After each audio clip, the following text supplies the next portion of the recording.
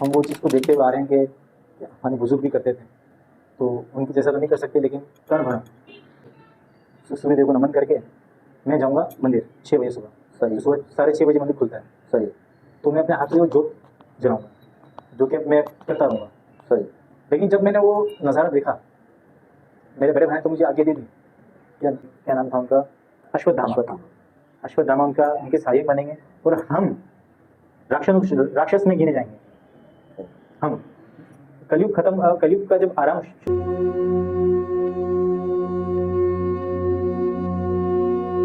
जय श्री राम। मैं लोहित पुरविया, आप सब कैसे हैं? उम्मीद करता हूं खैरियत से होंगे। आप लोगों का स्वागत है हमारे चैनल ये हकीकत में। आज हमारे साथ मौजूद है कराची के व्हाट्सएप ग्रुप के एडमिन, जिन्होंने जय सिया राम के नाम का एक ग्रुप बनाया है व्हाट्सएप पर, और वहां पर बहुत सारी धार्मिक बातें, धर्म की नॉलेज और सनातन धर्म की व्याख्या की जाती है। तो आज हम आपको उस व्यक्ति से मिलाते हैं जिनका नाम है राहुल लवजी बारिया। श्री राम प्रभु जी, कैसे हैं आप? जय श्री राम, ठीक ठाक। आप सुनाएं? दुआ है, कृपा है। प्रभु जी, पहले तो मैं ये कहना चाहूँगा कि आप 2 शब्दों में, आप हनुमान जी के बड़े ही सात्विक भक्त हैं और बहुत ही उत्तम वाणी करते हैं। भी नहीं है साहब, तो आप 2 वाणी में हनुमान जी के बारे में कुछ हमें और हमारे दर्शकों को कान पवित्र कर दे, ऐसी कुछ वाणी कर दे। सर ऐसा है कि कुछ, हाँ, हनुमान जी के विषय में आपने कुछ पूछा है, तो हनुमान जी जो है चिरंजीवी धरती में, बिल्कुल, जो कि उनका जो कार्य है श्री राम जी का प्रचार करना, जो कि हो रहा है, जो मैंने ग्रुप बनाया जय सीताराम, इस माध्यम से बनाया कि श्री राम भगवान जी का प्रचार सदैव रहे।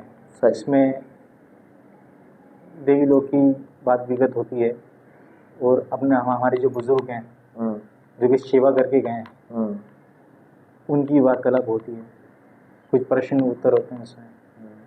तो प्रथम हमारा कार्य यही है कि श्री राम जी का प्रचार करना, नाम उच्चारण किया जाए। हनुमान जी से पहले राम, श्री राम भगवान है, उनके बाद हनुमान जी है, जो कि इस धरती में, इस संसार में सबके संकट हरते हैं, सबकी पीड़ाओं को हरते हैं, जो कि श्री राम भगवान को वरदान दिया हुआ है कि आप संसार में रह के आप लोगों की सेवा करोगे, लोगों की संकट हर करोगे आप, जो आपकी शरण में होगा, जो अपनी सेवा करेगा, उसके संकट दूर करोगे।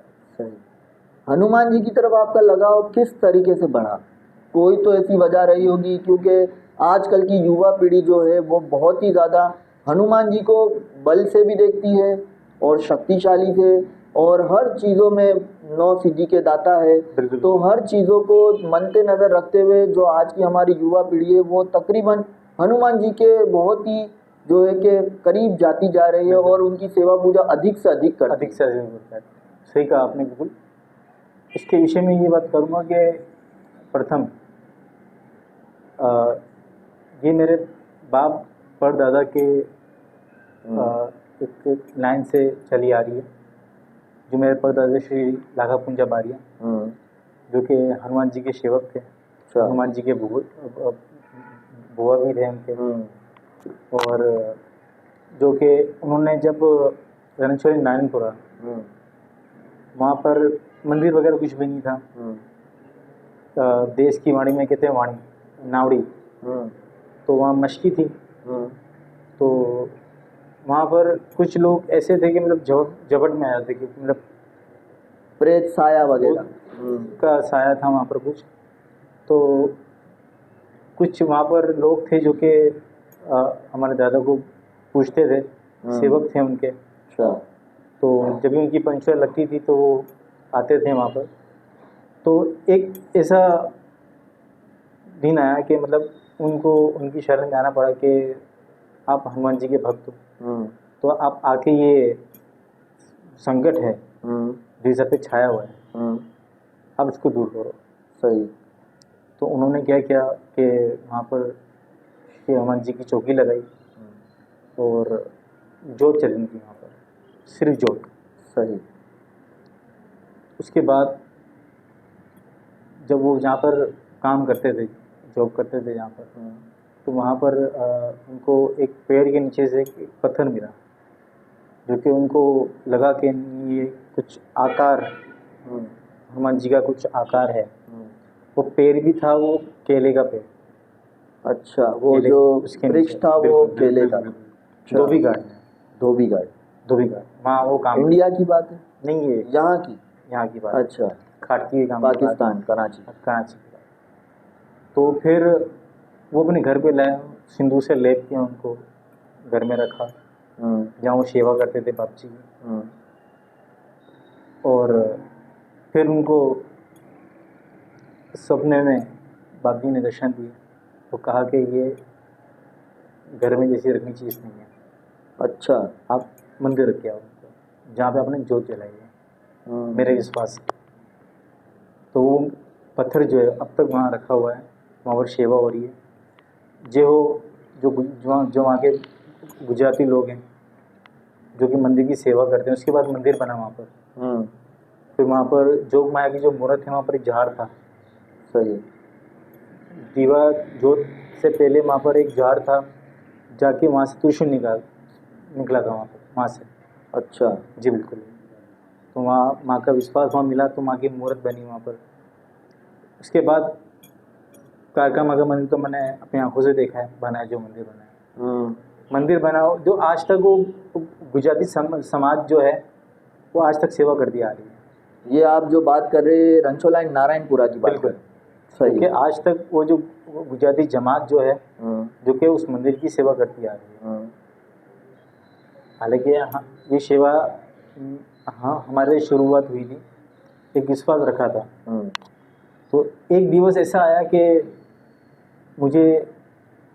मैं अपने बड़े लोग से ही पूछा, मैंने घर से बड़े, कि मेरी एक इच्छा है कि मैं सुबह जाके जो सूर्य उदय होता है, सूर्य देव को पानी देकर, और क्योंकि उनके गुरुदेव भी थे हनुमान जी के, उनको सूर्य देव को नमन करके मैं जाऊंगा मंदिर 6 बजे सुबह। सही। तो सुबह 6:30 बजे मंदिर खुलता है। सही।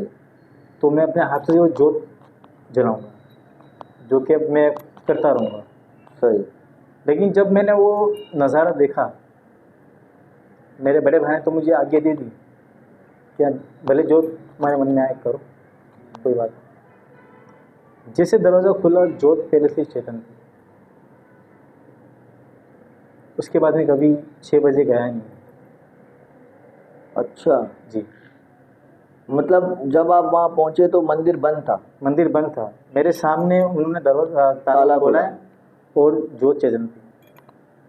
जैसे ही दरवाज़ा खुला, दिया उजागर था, चेतन था। उजागर था। तो फिर मैं अपने बड़े भाई के पास गया, उनको मैंने बात बताई कैसा है। तो उन्होंने ये बताया मुझे कि देखो, ये सेवा हमारे दादा की है। सही। जो करके गए हैं, जो सत्य के मार्ग में करके गए। हम में इतनी वो चीज़ नहीं है हमारे अंदर कि हम वो चीज़ करें। जाहिर है वो अगर उन्हें दीवा जोत प्रगट किया वहाँ पर, शपथ भी किए होंगे, कुछ शपथ भी कहे होंगे, तब जाके दिया अभी तक चेतन है वहाँ पर। सही। तो सारी बातें आती शपथ पर। अगर आप कोई भी देवी देव का मठ रखते हो, कुछ भी रखते हो आप, एक बार या मूर्त रखते हो, तो एक शपथ प्रमाणे आप रखते हो उसमें। सही। सारे नीति नियम रिवाज से उस हिसाब से आप रखते हो। ऐसा ही। और जो हमारे बुजुर्ग करके गए सेवा, वैसी सेवा हम नहीं कर सकते आज के दौर में, जो हमारे बुजुर्ग करते थे। अब तो घर संसार हो गए, जॉब भी देखनी है, परिवार भी देखना है और सेवा भी देखनी है।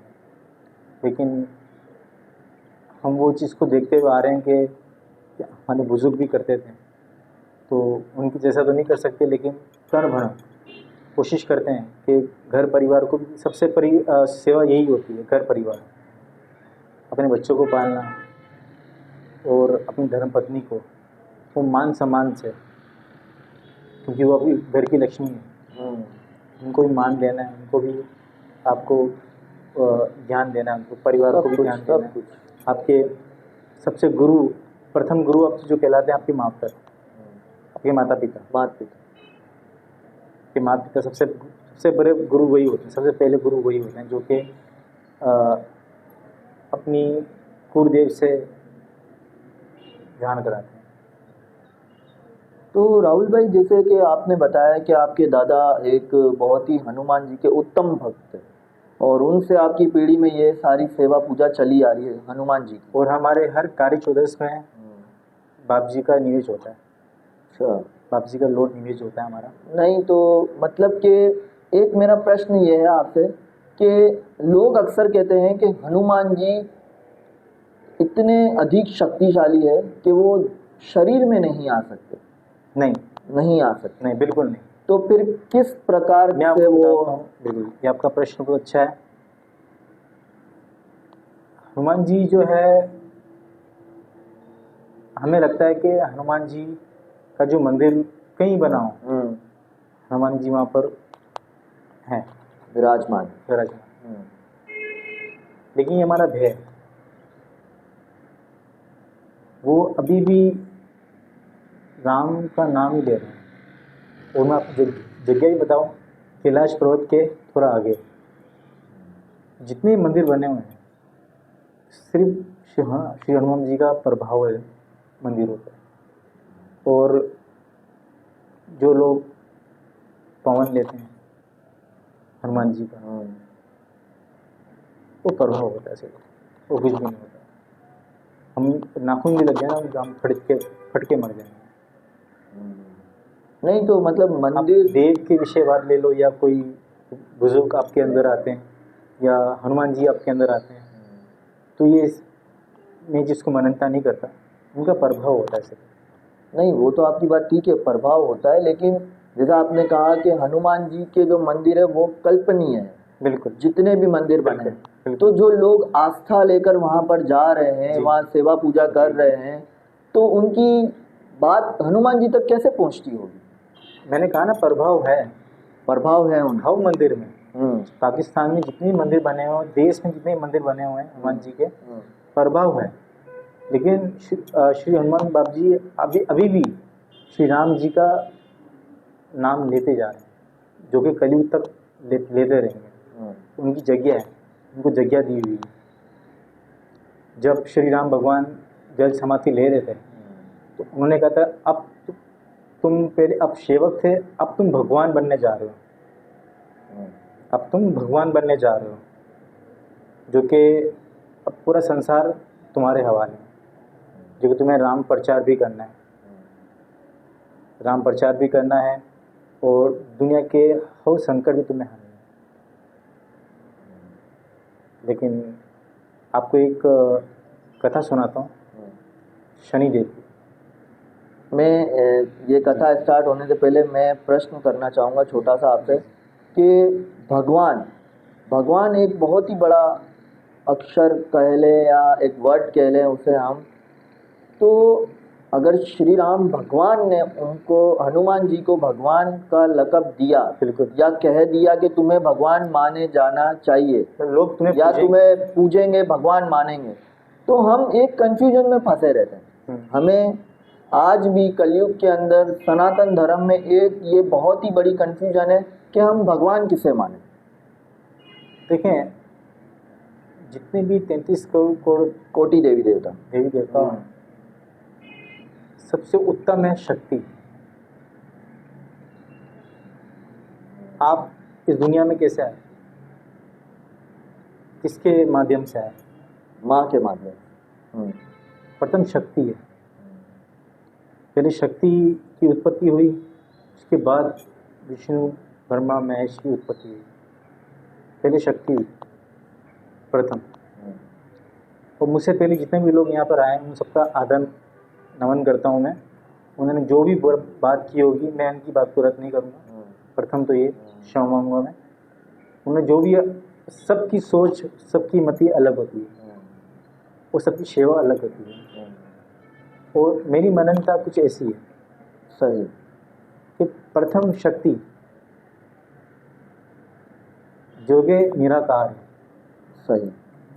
निराकार એટલે जो कि आप देख नहीं सकते, लाइट, ना दिखने वाली चीज, ना देख सिर्फ साया। साया। शक्ति वो चीज़ है।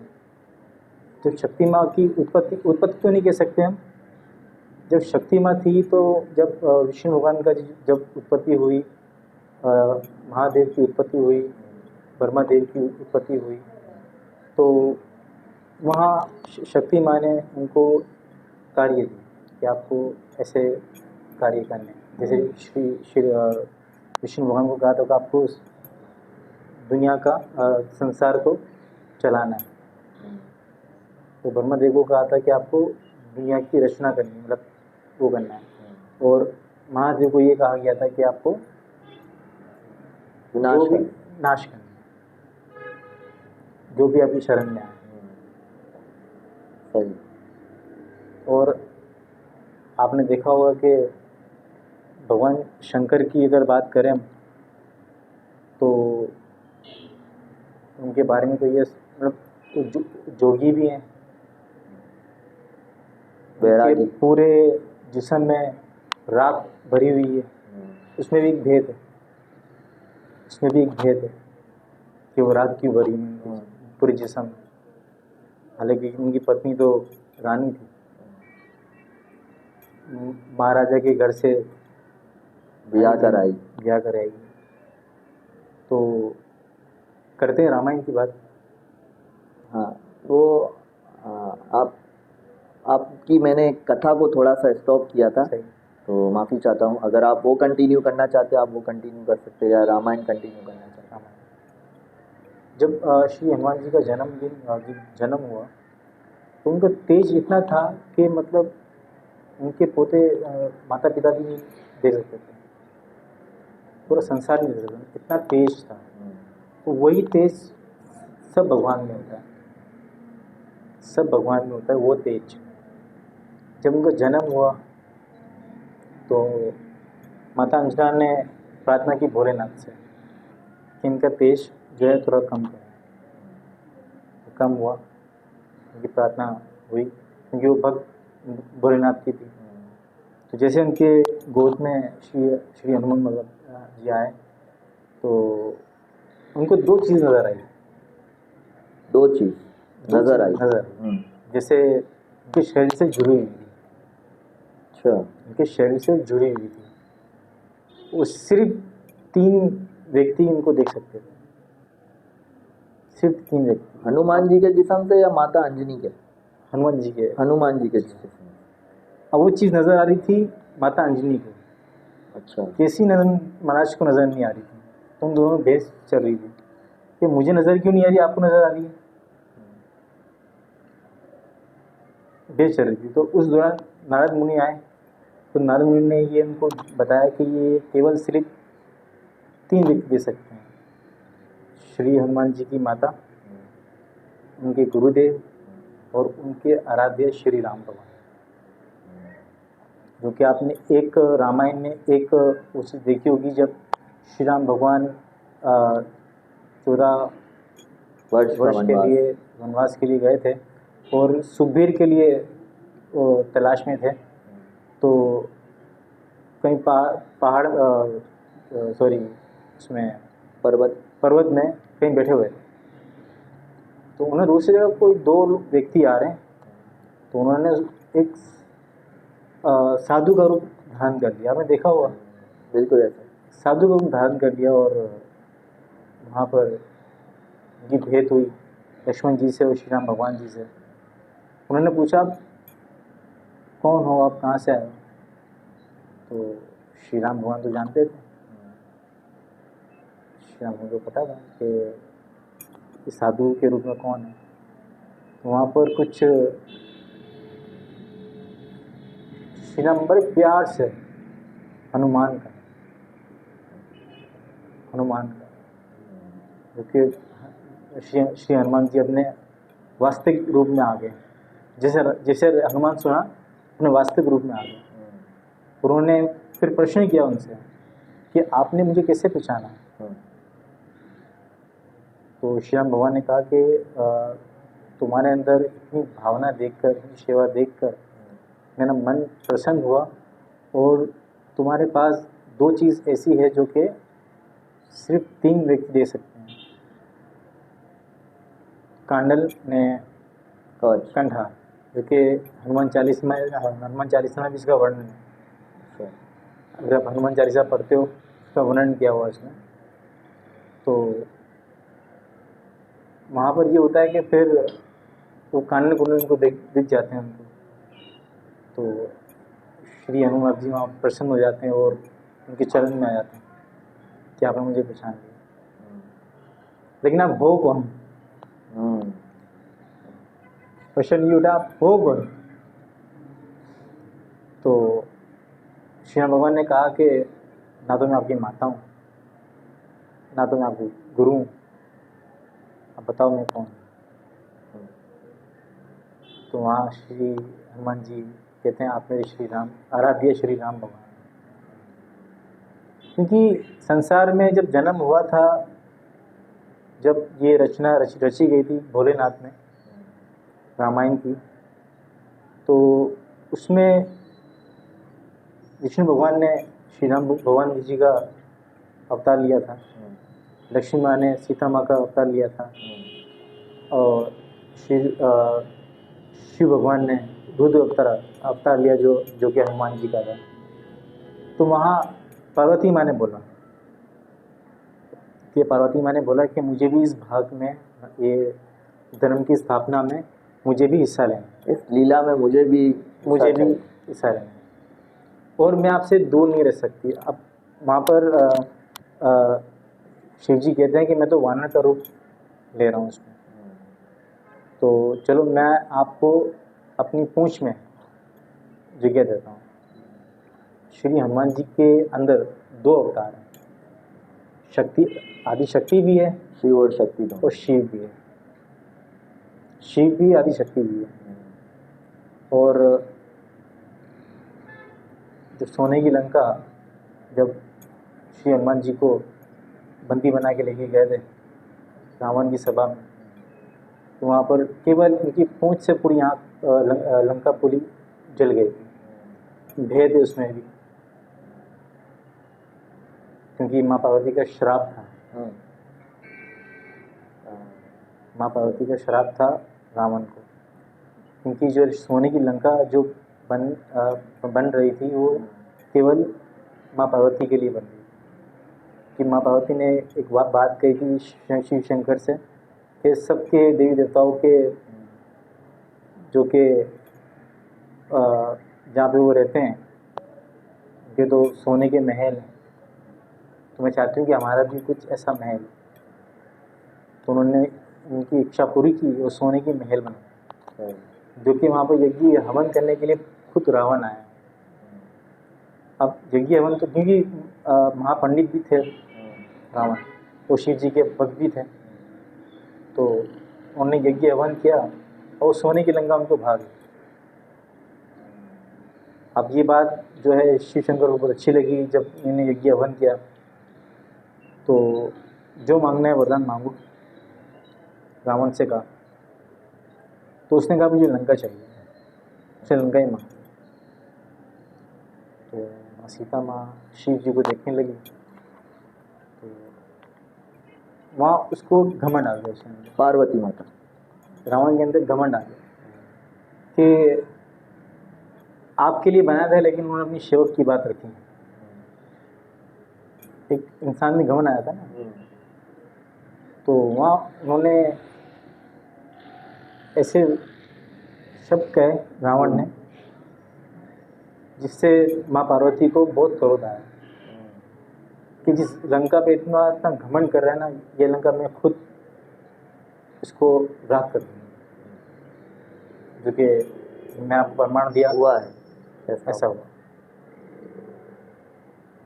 और आपने एक बात कही, ये बात मैंने सुनी, मुझे आपका पास जो भी पूर्वज होता आपका जो चला आ रहा है ज्ञान, जो आपके अंदर बसा रचा है, मैं एक छोटी सी चीज़ ये पूछना चाहूँगा आपसे कि आपने कहा देवी निराकार है, उनका कोई आकार नहीं है, उनका कोई स्वरूप नहीं है।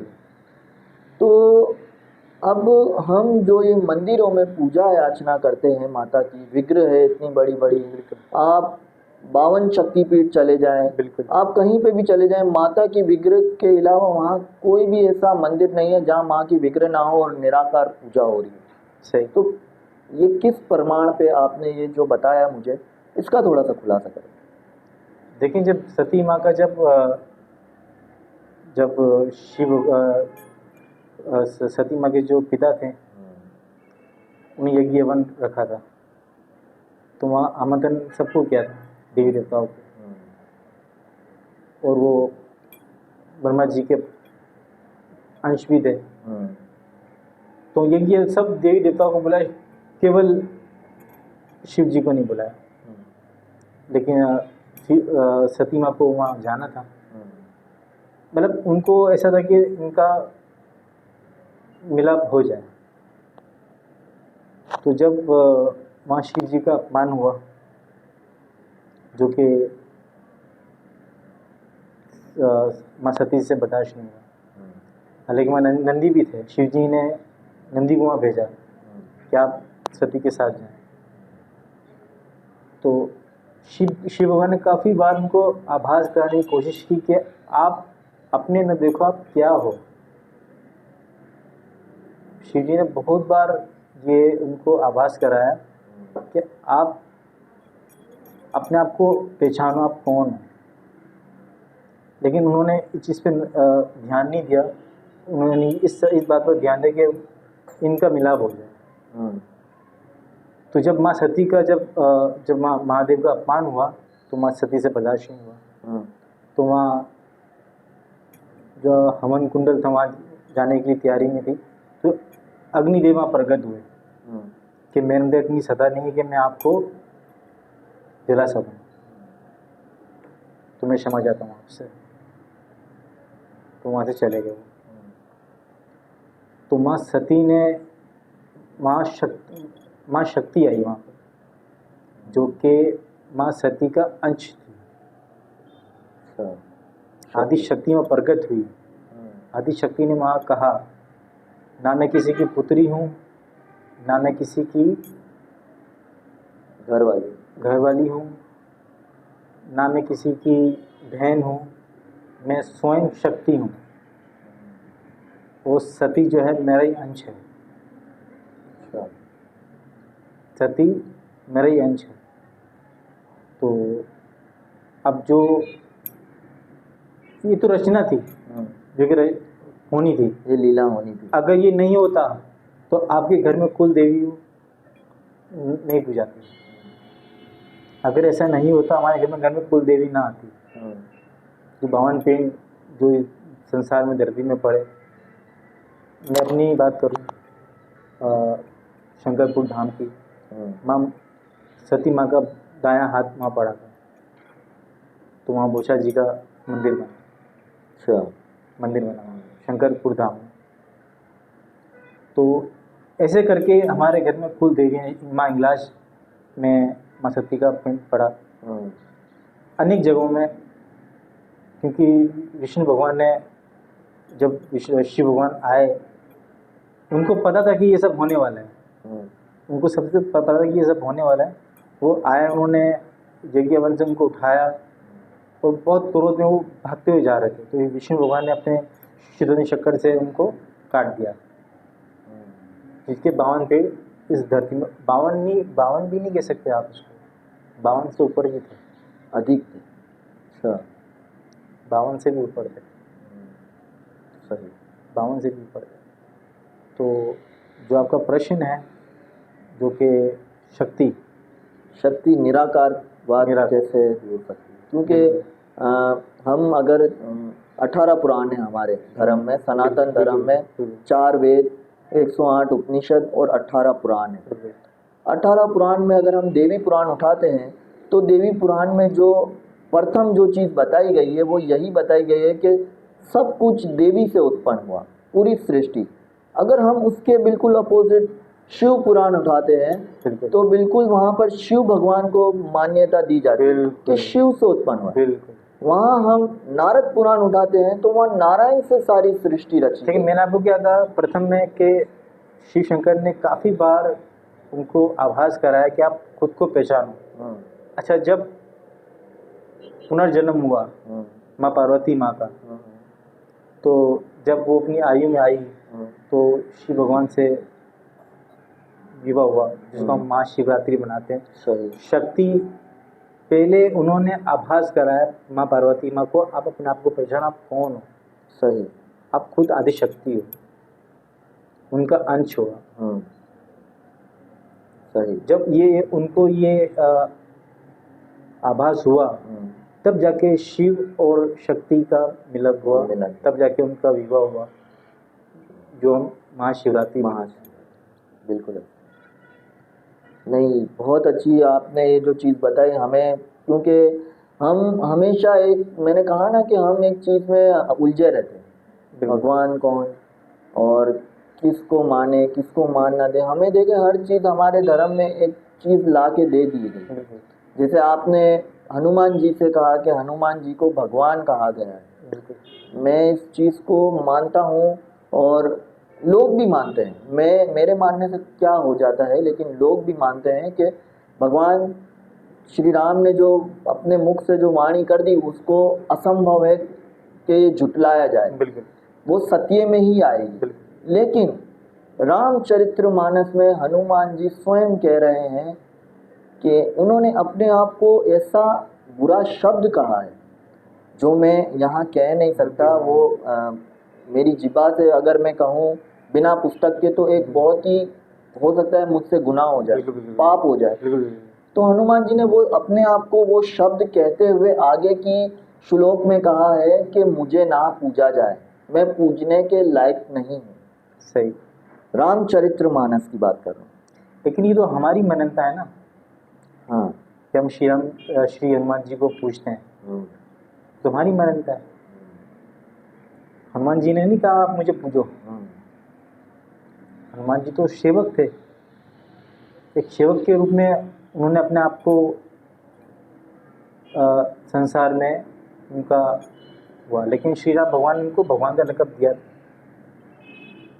जाते जब जल समाधि उनकी हो रही थी तो श्री राम भगवान ने उनके आखिरी अल्फाज यही थे कि अब आप इस संसार के भगवान, जो कि ब्रह्मा जी के स्थान उनको दिया गया था।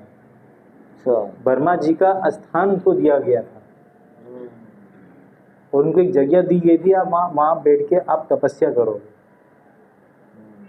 जो कि आप वैष्णो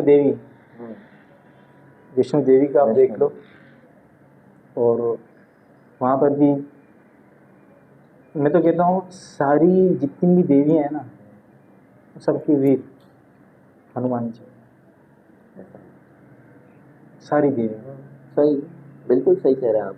सनातन धर्म में जिस चीज़ को आगे रखा जाता है, गणेश, फिर उनके बाद स्वयं देवी के, अगर किसी के देवी की चौकी है या देवी का कोई भी कार्य है, उनमें सबसे पहले हनुमान जी को मान दिया। हनुमान जी को मान दिया, ऐसा ही है। गणेश भगवान को ही मान दिया जाता है। बिल्कुल ऐसा, क्योंकि वो शूरवीर भी है। सब अमुक लोग कहते हैं कि जब गणेश जी का मस्तक जब कटा था वो कहाँ जा गिरा था, क्योंकि गणेश भगवान जो है चौखे में पूजे जाते हैं, और जहाँ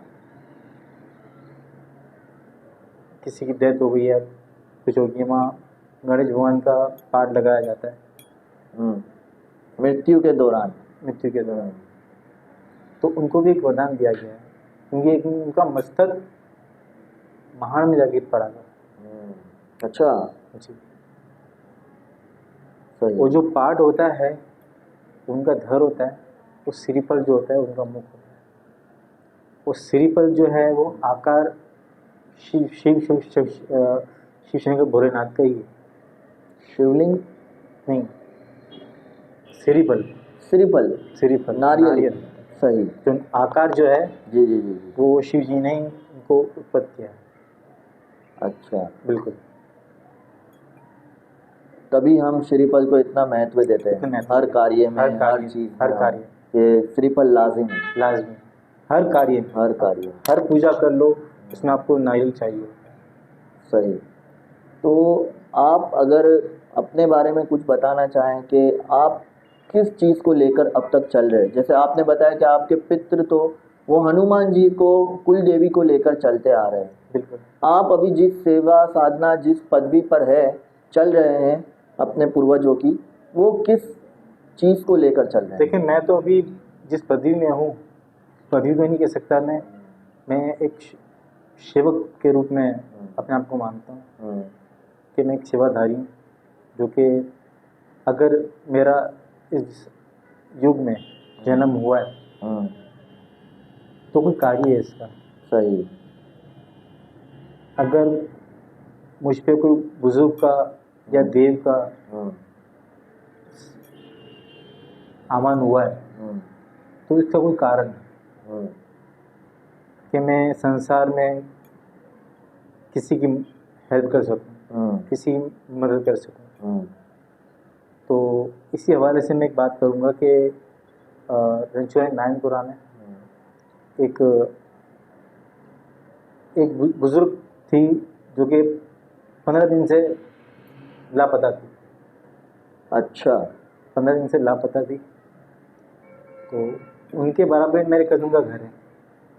सही। मेरे चाचा के बेटे हैं जो कि हमारे परिवार में ही होता। तो विजय नाथा बारिया। सही। तो उन्होंने, मैं जा रहा था ससुराल में, तो अचानक उन्होंने मुझे रोक लिया, यार राहुल भाई आप चलो। हालांकि मुझसे बड़े हैं लेकिन मुझे राहुल भाई मान देते हैं। मैं आपको फ़ोन करा, मैं तो बाइक पे था, तो शायद मैंने आपको रिसीव नहीं किया। तो जब मैं, ठीक है, मैं बच्चों को अपने ससुराल में छोड़ के आता हूँ, फिर मैं आपके घर पे आता हूँ। मेरे तो उनके घर में कुछ कार्य होगा, लेकिन उनके अड़ोस पड़ोस में राजू हजारा रहते हैं। राजू हजारा। चंदू हजारा। अच्छा, चंदू हजारा। सही। तो मैं वो मुझे वहाँ पर ले गए, मैं बैठा वहाँ पर। तो जो उनके जो जिसकी माता थी, बुजुर्ग थी, तो उन्होंने कहा कि चंदू भाई ने कि हमारी माता जो है 15 दिन से लापता है और हम ढूंढ ढूंढ के थक गए। अच्छा। और आपसे पहले कितने लोग आए यहाँ पर पवन लेकर भी, विश्वास से कि बस ये बता दो कि कौन सी जगह पे, अच्छा, कहाँ पर है, सही, जगह बता दो, हम घूमने चले जाएंगे वहाँ पे। लेकिन ऐसा नहीं हुआ, उनकी कॉल पूरे नहीं हुआ। मतलब कि जबकि ये शपथ कहे गए कि अगर ऐसा नहीं हुआ तो आपके हाथ की चूड़ियाँ मेरे हाथ में पहना देना। अच्छा। वहाँ जाने वाला आखिरी नहीं था। मैं गया, मेरे हाथ में कुछ माला भी नहीं थी, कुछ भी नहीं थी। तो मैंने कहा अपनी देव से आज्ञा ले और मुझे माला दे दे। तो मैंने माला में देखा, प्रथम तो भी देव को याद किया मैंने। सही। फिर मैंने उसमें जो मेरे बुजुर्ग हैं मैंने उनको याद किया, बाप जी को याद किया, उनका हुक्म लिया। तो तीनों में यही साक्ष्य आ रही थी कि वो एक जगह पे है, मारीपुर में। मारीपुर में ऐसी जगह है जो कि जहाँ पर कचरा वगैरह जहाँ पर होता है ना, उस जगह पे वो बैठी है। लेकिन उसको कुछ याद नहीं है। केवल उसको सिर्फ ये याद है कि मैं रणछोड़ नारायणपुरा में रहती हूँ। यहाँ तक कि उसके बेटे का नाम याद नहीं था, उसकी बहू का नाम याद नहीं था। काफ़ी लंबी आयु थी उनकी, समझ लो 75 के करीब कुछ हो। नहीं, वृद्ध अवस्था। अच्छा। तो मैं उनको बोला कि मारीपुर में, पूरे घर ने बना के, यार इतनी उम्र में वो मारीपुर कैसे जाएगी ना, कोई वहाँ पर हमारा कोई रहता है, हाँ कोई रहता होता तो शायद हम मानते। तो मेरे भाई ने वहाँ पर मुझे कुछ इशारा किया, जो मेरा कज़न मेरे साथ बैठा हुआ था, विजय नाथा बारिया। तो उन्होंने मुझे कहा कि आप दादा को हाजिर करो यहाँ। मैंने हुक्म दादा से लिया, मैंने दादा हाजिर हुए। दादा ने सिर्फ ये बोला कि आपके घर में पाठ रखा है, पाठ 4 कण दे दो मुझे, और अब 4 दिशा में उस दोषी माँ का नाम लेकर और हनुमान जी का नाम लेकर, क्योंकि हनुमान जी 4 चौक की धनी है। अब उनका नाम लेकर तो 4 चौक में रख देना, फेंक देना, जिस दिशा में होगी ना वो आ जाएगी। उन्होंने ये नहीं कहा कि मारीपुर में, वो तो मेरे लगे, वो आपके अल्फाज, मेरे अल्फाज। उसके बाद फिर 4 दिवस पूर्ण होने वाले थे। अगर संध्या हो जाती तो उनका कोल टूट जाता, जो उनके अल्फाज थे दादा के वो टूट जाते। लेकिन चौथे दिन सुबह 11 बजे मुझे फ़ोन आया, मैंने वीडियो देखी ग्रुप में कि वो दोषी माँ आ चुकी है। मैंने उनको पहले बताया था, जब वो आए, अच्छा दादा ने ये भी कहा ढूंढने मत जाना, वो खुद आएगी। दादा ने ये भी कहा था कि ढूंढने मत जाना, वो खुद आएगी। वो ढूंढ लिया आप लोगों ने, बस अब ढूंढने मत जाना, वो खुद ही आएगी, वो 4 दिन के अंदर अंदर आएगी। और वो कॉल पूरा हुआ उनका। तो भाई वो दोषी माँ आई तो मुझे फ़ोन आया, उन्होंने अर्जेंटली मुझे बुलाया। मैं 12 बजे तो वहाँ पहुँचा वहाँ पर, और जाते ही मुझे वहाँ पर फ़ोन आना शुरू हो गया। क्योंकि उनकी जो कुल देवी थी माँ जोगमाया थी, वो जोगमाया के वीर जो है वो श्री हनुमान जी है। उन्होंने छवि जो रखी थी ना अपने घर के द्वार पे, पंचमुखी हनुमान जी की रखी, चौखट। अच्छा, जब चौखट में जब देखा, ध्यान पड़ा हमारे जो बुजुर्ग हैं उनका, और क्रोध में आके वो मूर्त वहाँ से मंगवाई। उन्होंने कहा कि मंदिर में आप रख दो, क्योंकि पंचमुखी हनुमान जी की मूर्त आप घर में नहीं रख सकते, जहाँ उनकी सेवा नहीं होती। सही। मेरे बाबूजी सेवा करते थे पंचमुखी हनुमान जी की, उनका दिया जलाया करते थे। जब वो देव हो गए तो हम दिया नहीं जलाते, हम सिर्फ श्री हनुमान जी की छवि जो होती है वो रखते हैं। तो मुझे अभी भी आज्ञा नहीं है कि मैं श्री हनुमान जी का दिया जलाऊं। सही। मैं भले पूजा करता हूँ, अच्छा, लेकिन मुझे आज्ञा नहीं है। ना मेरे दादा की, मेरी आस है, मेरा एक भावना है कि मेरी, कि मैं दादे का भी दिया जलाऊं और जो है हनुमान जी का भी दिया जलाऊं, लेकिन मुझे आज्ञा नहीं है। अच्छा, हाँ, मतलब आपके पूर्वजों से नहीं हो रहा, या बस है ना, मेरे दादा ने मंदिर में जो जलाया वो बस वो अंत है। उसके बाद मैं उनसे आगे नहीं बढ़ सकता, मैं वो सेवा खंडित हो जाएगी। अच्छा राहुल भाई, आप जब कार्य करते हैं, लोगों के कार्य वैसे आप करते हैं? हाँ, मैं आपकी करता हूँ। बैठक वगैरह होती है, और तो आप जैसे कैसे कैसे लोग आपके पास कार्य लेकर आते हैं, और किन किन शक्तियों के बारे में आपको मालूमात भी होती है, और आप उनका कार्य भी सिद्ध करते हैं? एक दिवस ऐसा हुआ था कि कुछ लोग सीताराम से ग्रुप था, तो अमित वानिया, अच्छा, इनका नाम है, वो मेरे घर पे आए थे उनके ससुर को लेकर। तो कुछ भेद रखा हुआ था मन में परखने के लिए कि देखें हम व्यक्ति कैसा है। लेकिन प्रथम जब उसने ये कहा ना, जब उनकी बात तलाब हुई उनके ससुर से कि एक राहुल लवजी बारिया नाम का लड़का है, तो उसके ससुर को एक देव से पता नहीं कैसे उसको आभास हो जाता था कि मतलब हनुमान जी का सेवक है कोई। अच्छा, डायरेक्ट उसको, हाँ, अच्छा, कि हाँ हनुमान जी का सेवक है, वही बंदा है। चलते हैं उसके घर पे। अच्छा, तो वो लोग मुझे फ़ोन आया, मैंने उनको एड्रेस बताया, लोकेशन सेंड की मैंने उनको। वो लोग आए भाई मेरे घर पे मंगलवार को। मैं माला कर रहा था, वो बैठे हुए थे। सही। मेरी माला वाला ख़त्म, मेरी सेवा ख़त्म हो गई, मैं पथारी में बैठा।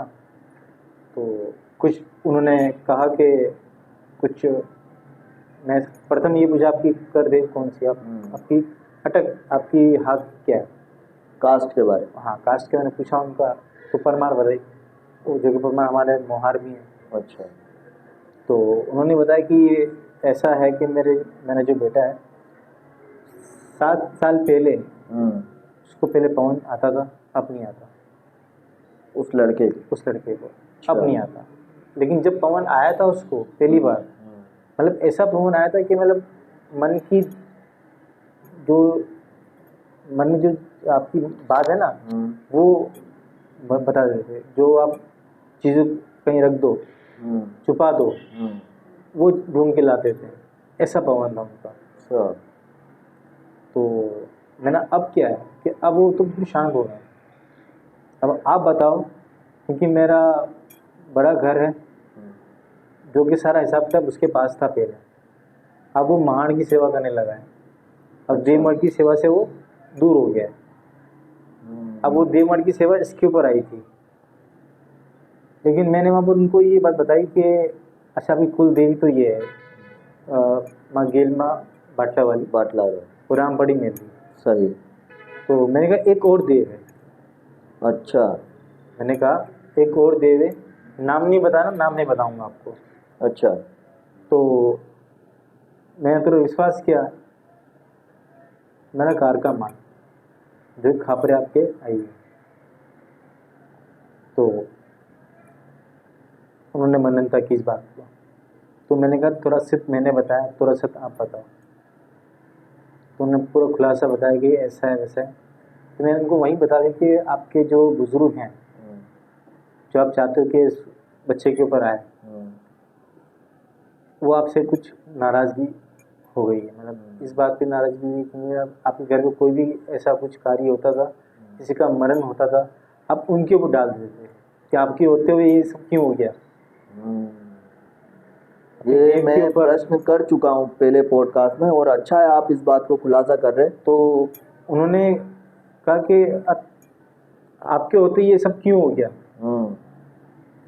अमूमन हम ये करते हैं, लोग ऐसे करते हैं कि भाई मेरे घर से 2 मैयत एक साथ निकली थी मेरे घर से। सही। लेकिन मैंने कभी अपने बुजुर्ग पे, अपनी देवी पे कभी प्रश्न नहीं उठाया कि आपके होते जैसा क्यों। उसकी ज़िंदगी जितनी लिखी हुई थी वो हो गई संसार में। सही। तो उसके बाद मैं 12 बजे उनके घर पे जाता था, सुबह 5 बजे घर से आता था। वो बैठता था, उसको पवन ही नहीं चढ़ता था। 2.5 घंटा 3 घंटा बिठाया उसको, ये सब कुछ किया। तो यार मैंने बोला यार अब मैं थक गया हूँ, अब मेरे थोड़ा ये हाथ से बाहर है, अब यहाँ बुलाना मैं जा देता। मैंने बुजुर्ग को याद किया, दादा आए। दादा ने फिर बोला कि अभी भी आप कुछ बात भेद में रख रहे हो, खुला से बात करो। ये बोल के चले गए। मैं पूरा खुलासा करूँगा आपका। अगर मैं आया हूँ तो कुछ करके जाऊँगा, कि मेरा कॉल है। मैं आपके देवमठ की हम कसम खा के कहता हूँ, अगर मैं आया हूँ तो खुलासा करके जाऊँगा मैं। बड़ी बात। फिर उसके बाद उन्होंने फिर मुझसे बात की कि यार ऐसी कुछ बात थी कि हमने घर में पाठ लगाया था, तो हमें बिठानी थी दोसी माँ जा पे घर की चौखट पे।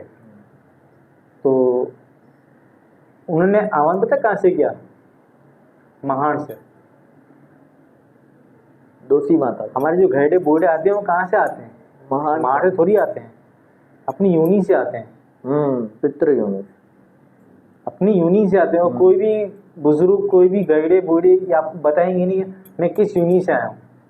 अब लाख दफा पूछ लो उनसे, वो कभी नहीं बताएंगे आपको कि मैं इस यूनि से आया हूँ। लेकिन उस आप पता नहीं कैसा व्यक्ति, तो कौन सा व्यक्ति था जो पाठ के ऊपर बैठा हुआ था, जो दोसी माँ के कर्ण लिए और दोसी माँ को महाड़ से बुलाया। तो आपको पता महाड़ के साथ कौन कौन चीज़ें आती हैं? 100 चीज़ें आती। उन्होंने अपने वहाँ पर विराजमान की हुई थी। तो दादा ने उनको बोला, मैंने उनको बोला कि आप 3 बज रहे हैं अभी, पहली फुर्सत में आप इसको मान सम्मान से जो भी चीज़ आपके द्वार पे है, आप उसको मान्यता से आप उसको दरी पधार दो, उसको निडी जड़ी जाके। फिर वहाँ आई रामपड़ी मेलरी। वो रामबाड़ी मेली का कोल पड़ा 16 ने 17, जो कि उनके पाके कण। तो माँ मेली ने कहा कि आप मारो कोल से, ये मेरे कोल है, मेरे वचन या मेरा ये वदावा जो वचन भी है, मेरा ये वचन है कि इसको पहली नवरात्रि में सवारना टाइम टेबल सब कुछ बता दिया कि सुबह को इतने बजे इसको हाथ चढ़ेगा, पवन आएगा इसके बुजुर्ग का। अच्छा, बिल्कुल ऐसा ही हुआ, बिल्कुल ऐसा ही हुआ। फिर उन्होंने मुझे बुलाया, फिर नवरात्रि शुरू हुई। तो पिछले नवरात्रि में हमारे बारिया परिवार में कहीं जुवेरा वाणी नहीं रखी थी, तो घर में ही थे हम अक्सर। तो मैं चौथे या पांचवें नवरात्रि में उनके घर गया हूँगा, तो उन्होंने मेरे लिए पागड़ी, हार सब कुछ रखा हुआ था, जो कि मैं तो सिर्फ दर्शन करने गया था वहाँ पर। तो उन्होंने तो सब कुछ मामला रखे हुए थे मेरे लिए। तो मैंने कहा ये पागड़ी मेरे बुजुर्ग की तरफ से आपके बुजुर्ग को, तो ये जो माला है माँ मेलरी को। मैं मान लेने नहीं आया, मैं बस दर्शन करने के लिए आया था। आपके बुजुर्ग की और माता जी की जो कोल थे माँ मेलरी के, वो कोल पूर्ण करने के लिए मैं यहाँ पर आया था। सही। अच्छा, मैं कोई कार्य करता हूँ ना, तो ये मैं किसी को बताता नहीं हूँ, मैं आपको बता रहा हूँ, क्योंकि मैं सबको बताना चाह रहा हूँ। मैं कोई भी कार्य करता हूँ ना, तो वो मुझ पर भी लागू होता है। अगर वो कार्य होता है तो मुझ पर भी लागू होता है कि मुझे, अगर मैं बाप जी को कार्य कर रहा हूँ तो मुझ पर लागू होता है कि मुझे वो भी करना है, नारियल चढ़ाना है। आपने अच्छा, मैं आपकी बात कर, सॉरी मैं आपकी बात नहीं, आप बोलिए। अच्छा, जब ये सब हुआ हनुमान जी का, मैंने दादा ने वहाँ मंदिर में, उन्होंने कहा ठीक है मंदिर में हम रख देंगे, ये सब कुछ हुआ। अब उस घर की वो नहीं कहा कि डाडा मैं तुम्हारी दिकरी जेमत सो, मैं आपकी बेटी जैसी हूँ, मैं आपको कुछ उपहार देना चाहती हूँ, पाघड़ी, फूल, नारियल मैं आपको देना चाहती हूँ। तो दादा ने मना कि नहीं, प्रथम श्री हनुमान, आप उनको नारियल चढ़ाओ, उनको नारियल चढ़ाओ। वो मीठा पान श्री हनुमान जी को प्रिय, बहुत ज़्यादा प्रिय है। अगर आप मीठा पान उनको चढ़ाते हो, वो मीठा पान में से थोड़ा सा पान आप ग्रहण करते हो, आपकी हर मनोकामना पूर्ण हो, ये मेरा विश्वास है। वैसे हनुमान जी भोग लेते हैं? हनुमान जी भोग लेते हैं किसी कार्य के लिए? वो आप चढ़ाते हो अपनी भावना से, लेकिन नहीं, अगर हम कोई कार्य करते हैं हनुमान जी के नाम से तो उनको भोग देना लाजिम है? हनुमान जी का जैसे मतलब फॉर एग्जाम्पल ऐसे कि अगर आपने कोई कार्य करवाना है हनुमान जी से, तो हम रखते हैं ना बात। मैं आपको नहीं, एक बात पूछना चाह रहा हूँ मैं हनुमान जी से रिलेटेड, कि हम अगर हनुमान जी से कोई कार्य करवाते कि ये मेरा काम हो जाए, इस वक्त हो जाए या इस तरह हो जाए, तो उनको कुछ देना लाजिम है? हाँ, उनको देना लाजमी है। मैं उनको बोलता हूँ भोग देना लाजमी है। भोग मतलब नारियल, मैं नारियल का ही बोलता हूँ, या बाप जी को पान अर्पण कर देना। बाप जी को लड्डू, मोतीचूर के लड्डू बहुत पसंद है, वो अर्पण कर देना। तो वो चीज़ मुझ पर भी लागू होती है, मुझे भी करनी है, वो मेरा भेद है। वो मैं कब करूँ कब नहीं, वो मेरा भेद है, मुझे लाजमी करनी है अगर मैं किसी का कार्य करता हूँ। अच्छा, उसी घर फिर मैंने एक भंडारा किया था माँ भवानी का, क्योंकि उस दौरान ना काफ़ी समझ लो मौत का मांडवा चल रहा था, एक के बाद मैयत, ये पिछले साल की बात है, एक के बाद मैयत हो रही थी। तो हमारा जय माता जी का ग्रुप था, जिसमें शायद आप भी थे। तो जय माता जी ग्रुप था, हमने सबने थोड़ा थोड़ा सत्य मिलाकर हमने तकरीबन माता जी का, माँ भवानी का हमने यज्ञ हवन रखा वहाँ पर, कि जो भी इवेंचुअली नारायणपुर मैंने मंदिर में हमने रखा था हमने। तो जिसकी भी जो भी मनोकामना है, और ये जो हो रहा है, क्योंकि पहले के ऋषि मुनि क्या करते थे, जब किसी गांव में किसी ऐसा होता था ना, तो ऋषि मुनि चौक में यज्ञ हवन करते थे, इस चीज़ को शांत करने के लिए, ख़त्म करने के लिए नहीं, शांत करने के लिए। अब जिसका लिखना है तो उसका तो जाना ही जाना है। लेकिन मौत का तांडव शुरू हो गया था, उसको रोकने के लिए हमने ये यज्ञ बंद किया। ये हमारा विश्वास था कि ये करने से शायद ये शांत हो जाए, और वो शांत हुआ भी था, सफल भी हुआ था वो। सही। तो उसमें मुझे फ़ोन आया, मुझे कहा कि हम अभी आ रहे हैं वो मान देने के लिए। तो मैंने कहा अभी मत आओ, अब सब तो अब ज़ाहिर सबके सामने वो पागड़ी पहनाएंगे मुझे, जब मैं बोलूं तब आप मुझे वो देने आना। तो तकरीबन 8 महीना वो मेरा जन से भी चला गया। 8 महीने हो गए, उनका फ़ोन आया मुझे कि यार वो हमने चीज़ें रखी हुई है दादा को देने के लिए। तो मैंने कहा ठीक है, मैं अपने जो मेरे जो बुज़ुर्ग हैं, जो मेरे वडील लोग, जो मैंने घर के बड़े हैं, उनको पहले बता दूँ, फिर मैं उनको बताता। फिर मैंने उनको जाके बताया कि ऐसी ऐसी बात है, मैंने उनको काम ऐसा किया था, तो वो मान 100 रुपये देना चाह रहे हैं। तो जोग माया के मंदिर में इन्होंने मुझे मान दिया, उन्हें मुझे पगड़ी का मान दिया, नारियल दिया मुझे। वो नारियल तो दादा ने वहीं महाराज जी के चरणों में रख दिया, महाराज जी के चरणों में रख दिया।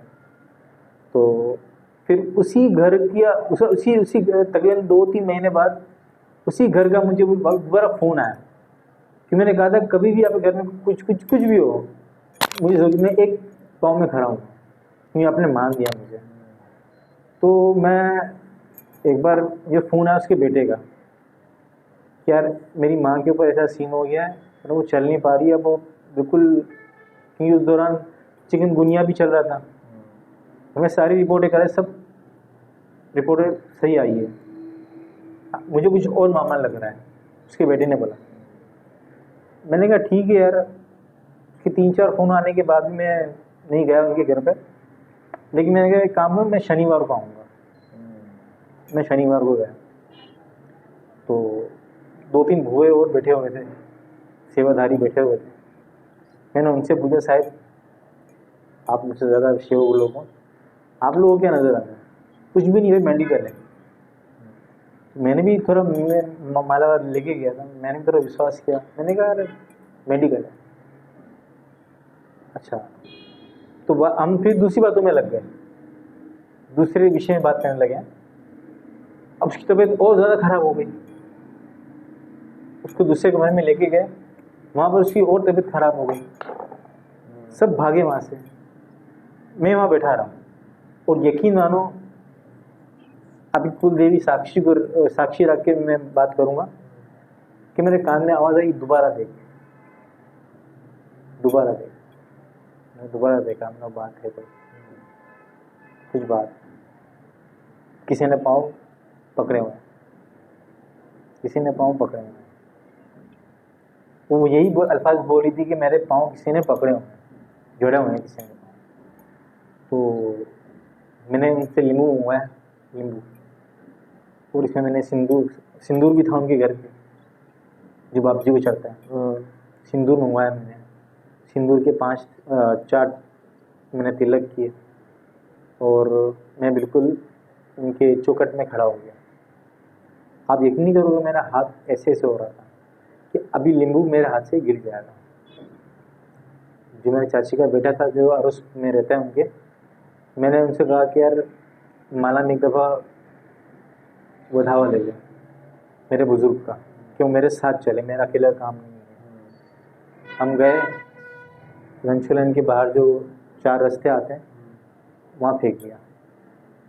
पहले 21 दफ़ा उसके ऊपर से उतारने के बाद फिर मैं ऐसे होके जा रहा हूँ, यह नींबू गिर जाएगा, फिसलने वाला था, मतलब अभी फिसल जाएगा। मैं टाइट पकड़ के रखा हुआ थी, गिर गया ना तो मामला ख़राब हो जाएगा। तो गया, मैं नींबू को 4 रास्ते मैंने फेंके, वापस उस घर पे आया। 5 मिनट 10-15 मिनट के बाद उसको थोड़ा शांति मिली, आराम मिला, दादी का पवन आया। तो उन्होंने बताया कि भाई ये 4 रास्ते आए, ये बीच में कहीं 2:30-3 बजे कहीं से आई थे, कहीं आप लड़कियाँ कहीं से आए थे। अम्मास में ये लोग कहीं से आ रहे थे, क्लिफ्टन से कहीं से आ रहे थे, जो कि 4 रास्ते में। तो आपने भी 4 रास्ते जाके फेंका, तो वो किसी और के अगर पैरों में आ गया मतलब ये लोग करते हैं, मैंने फेंका था, पता है? मैं एक ये चीज नहीं, कॉन्सेप्ट क्लियर करना चाह रहा हूँ। आप बिल्कुल सही कह रहे हो आप, ये अच्छी बात है, ये लोग करते हैं ऐसा। क्योंकि लोग नजर उतारते हैं या कोई चीज उतारते हैं तो वो चार चौक पर फेंक देते हैं, बिल्कुल। लेकिन वहां से कितनी गुजरने जवान वाला, स्त्रियां गुजरने वाला भी है, बच्चे गुजरते हैं छोटे, बिल्कुल। और बहुत सारे पुरुष भी है। लेकिन मैं श्री हनुमान जी का नाम लेकर मैं घा करता हूँ, अब वो कहीं भी चला जाए मैं घा कर देता हूँ, अब वो कहीं भी चला जाए। मैंने जय श्री राम का और श्री हनुमान जी का नाम लिया, और मैंने ऐसे जोर से घा किया, मैंने वो कहीं भी चला जाए। सही। लेकिन मैं कहीं रखता नहीं हूँ मैं कहीं। तो मतलब वो लींबू के अंदर आ जाती है चीज। अच्छा। नींबू का भी कुछ इसमें बहुत बड़ा, अगर आप तंत्र विद्या से देखो तो नींबू का इसमें बहुत चीज, नींबू का भी इसमें बहुत चीज है। ये कोई आप मेली विद्या कुछ करते हो तो नींबू का होना जरूरी है, जिसके जरिए काम होता है। आपने कभी मडगढ़ के हनुमान का नाम सुना? हाँ, इसके बारे में थोड़ा सा कुछ पता है? मटकड़ के जैसे कि जो लेटे होते हैं वो इसलिए कि मैंने उनके बारे में थोड़ा स्टडी की थी मैंने, कि बाप जी वो देश में है, पाकिस्तान में नहीं है, कहीं मंदिर बना हुआ ही नहीं, वो देश इंडिया में। तो मैंने एक वीडियो देखी थी जिसमें हनुमान जी लेटे हुए, तो मुझे आभास हुआ कि यार ये हनुमान जी विश्राम कर रहे हैं, और पता नहीं हाथ में पर्वत भी रखा हुआ है। बेसिकली वो हनुमान जी है, वो सारे भोग लेते हैं।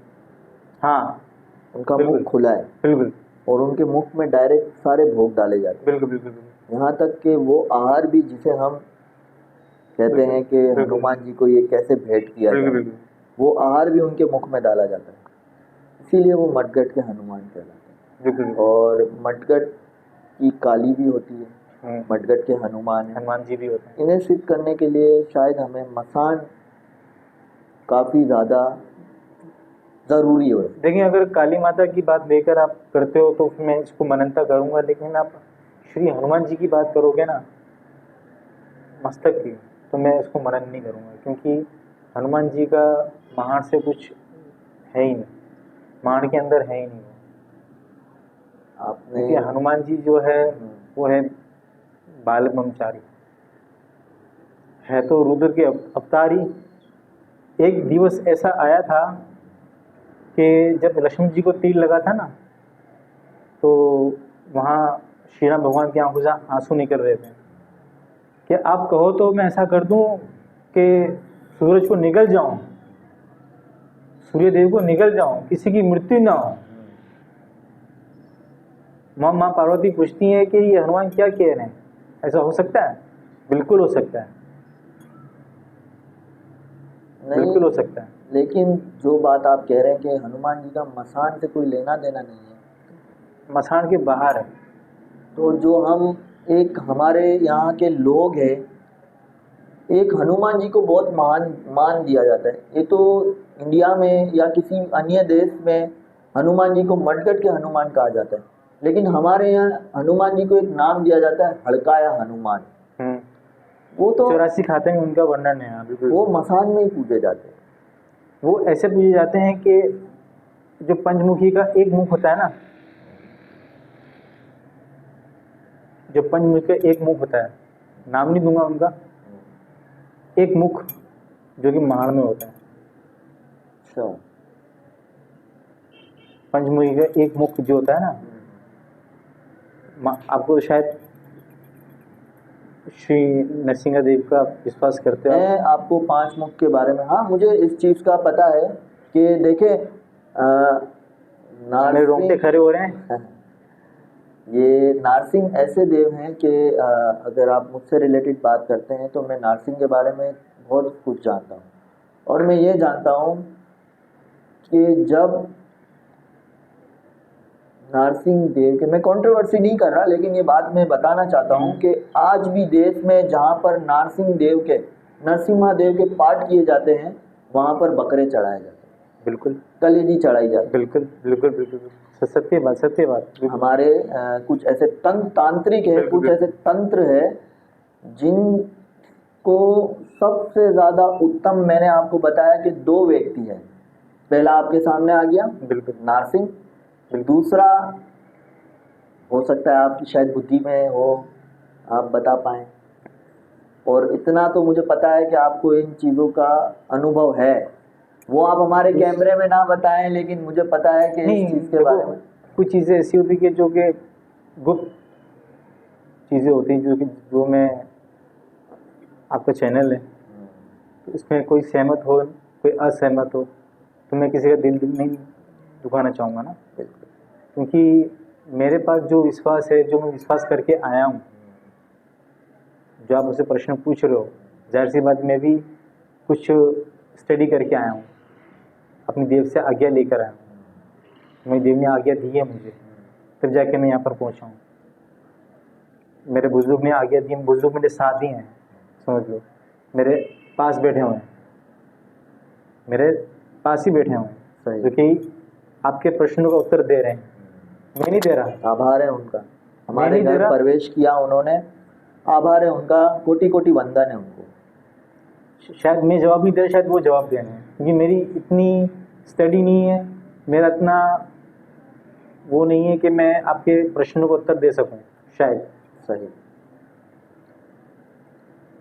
तो राहुल भाई बहुत ही अच्छा लगा मुझे, आपने जितनी भी वाणी की, जितनी भी वार्ता बताई, जितने भी आपने आपके जो साथ गुजरे हुए जो परिचय हैं आपके पूर्वज के, आपकी माता के, आपके हनुमान जी के, श्रीमान हनुमान जी तो सबके हैं, श्रीमती मैया रानी सबकी है, लेकिन आपने जो उनको बताया कि मेरे साथ ये भी उनके भी कार्य हुए, और जो आपके साथ लीला घटी है, जो बंदे के साथ बीतती है वो वही बताता है। बिल्कुल। तो हम आपके बहुत बहुत आभारी है। नहीं हमारे आभारी नहीं, आप हमारे घर हनुमान जी के हम आभारी हैं, जो कि उनके शपथ लेने से ही, उनका नाम लेने से ही, संकट मोचन महाबली हनुमान ऐसे नहीं कहा जाता उनको, संकट मोचन महाबली हनुमान, श्री राम भगवान ने यह नाम दिया था उनको, संकट मोचन महाबली हनुमान, के सबके संकट हरे। वो संसार में इसीलिए है, वो सही संसार में इसीलिए कि वो हमारी मदद कर रहे हैं, कहीं ना कहीं हमारी मदद कर रहे हैं। और कहा जाता है कि 8 चिरंजीवी है, जो 7 चिरंजीवी है, 7 चिरंजीवी, जो 8वां अभी आ गया है सामने, वो भी एक्सपोज हो चुका है, लेकिन वो अपने मुख से कह रहा था, लेकिन मैंने ये सुना तो मैं भी काफ़ी वो हुआ। 8 चिरंजीवी में से हनुमान जी भी एक है, जो भगवान श्री कल की अवतार के साथ स्वयं युद्ध के दौरान उनके साथ होंगे, और कल की अवतार के जो गुरु होंगे परशुराम खुद होंगे, और उनकी सहायता करने के लिए जो है महाभारत में क्या नाम था उनका, अश्वत्थामा उनके सहायक बनेंगे, और हम राक्षस में गिने जाएंगे। हम कलयुग का जब आरंभ शुरू हुआ है, अभी तक सिर्फ 5 साल हुआ है, 6 साल, 5000 साल, सॉरी 5000 साल हुए हैं। अभी कलयुग को तो बहुत दूर है, 40 लाख 4,32,000, कलयुग 40,32,000। कलयुग की आयु जो है 4,32,000 है, सतयुग की आयु 32,000 कुछ समथिंग है। आप मैं शायद हाँ वो थोड़ा सा, लेकिन मैंने जहाँ तक रीड किया है, शायद हो सकता है मैं गलत कह रहा हूँ, लेकिन मैंने जहाँ तक गीता पुस्तक में रीड किया तो कलयुग की मन करूंगा जरूर, कलयुग की आयु जो है 4,32,000 है, 4,32,000। अभी बहुत टाइम है, मतलब जहाँ हरि नाम का नाम भी नहीं लिया जाएगा, तब जाके कल की अवतार का उनका अवतार होगा। बिल्कुल ऐसा। तब ये सारे चरणजीवी जितने भी हैं सब सामने आएंगे, और हम सब राक्षस के जो कलयुग है, क्या बोलते हैं उसको, कली, वो अपने वश में कर देगा उसको। बिल्कुल ऐसा है, मतलब वो अपने आप को भगवान कहलाना चाहेगा। अब मैं तुम्हारा भगवान हूँ, और 3 दिवस पहले दुनिया जो हम देखती हैं, हम भूखे प्यासे रहेंगे, 3 दिवस तक, फिर वो आएंगे कली। सही। क्या मैं तुम्हारा भगवान हूँ, अब चुनो, तुम किसे चुनते हो? मैं तुम्हारा भूख मिटाऊंगा, और हमें ऐसी अद्भुत शक्ति आ जाएंगी हमारे अंदर, जो कि हम कल की अवतार का हम वो करेंगे, आह्वान करें। उनसे युद्ध करेंगे। सही, बिल्कुल है। उनकी सेना हम ही होंगी, कलयुग की जो सेना होगी ना, वो हम खुद होंगे। सही। तो राहुल भाई, बहुत बहुत आभार है आपका कि आप हमारे पॉडकास्ट चैनल में आए, ये हकीकत में। नहीं, और आपका आभार है जो कि आपने आमंत्रण दिया, और जो भी वार्तालाप जो हमारे बीच हुई, और जितने भी सुनने वाले हैं उन सबसे नमन है कि जो बात थी, विश्वासी बात थी, जो विश्वास था। सबकी सोच अलग होती है, सबकी सेवा अलग होती है, और सबकी मति अलग होती है। तो कोई अपने हिसाब से सेवा करता है, कोई अपने हिसाब से उसको प्राप्त करता है। सही। तो जो चीज़ मैंने प्राप्त की है, उस हिसाब से मैंने इनका प्रश्न का उत्तर दिया है। अगर किसी को मन में ठेस पहुंची हो तो उसके लिए क्षमा है। जय सीताराम। जय सीताराम। और आप सबका आभार है कि आप हमारे साथ हमारे पॉडकास्ट में जुड़ते आए हैं, और हमारा व्यूज़ भी अच्छा देखते आए हैं, हमारे चैनल को सब्सक्राइब भी करते आए हैं। इसी तरह आज भी मेरी आप लोगों से विनती है कि जिस तरह हमारी युवा पीढ़ी के नौजवान जिस तरह सेवा पूजा में अपने पितरों को लेकर, अपनी सेवा पूजा को लेकर उनकी बात को, उनकी वाणी को आगे तक चला रहे हैं, तो इसी तरह मैं आपसे भी विनती करूंगा कि इस बात को, इस वाणी को आप जितना हो सके शेयर करें, लाइक करें, सब्सक्राइब करें, और कमेंट भी कर सकते हैं। आपका कोई प्रश्न है या कुछ भी हो, आप पूछ सकते हैं। जो हमारे बीच वार्तालाप हुई उस पर भी आप कमेंट कर सकते हैं। दूसरा, वीडियो देखकर प्लीज़ सब्सक्राइब ज़रूर कीजिए, और हमें अपने कमेंट सेक्शन में जो भी आपका प्रश्न है उसके बारे में आप पूछ सकते हैं। हम राहुल भाई से कांटेक्ट कर आपको उनका उत्तर दे सकेंगे। जय श्री राम। जय श्री राम।